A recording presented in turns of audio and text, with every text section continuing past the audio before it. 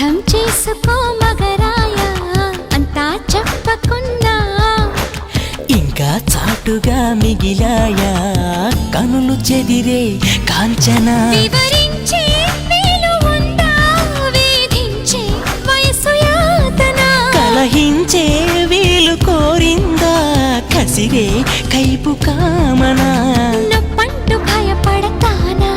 తీపి గాయాలు చేస్తున్నా నిప్పంటిన సరసన ఆపసోపాల తాపాలు చల్లార్చనా ఎలుకో నాయక రాసి చానా ఇలాగా ఎలకు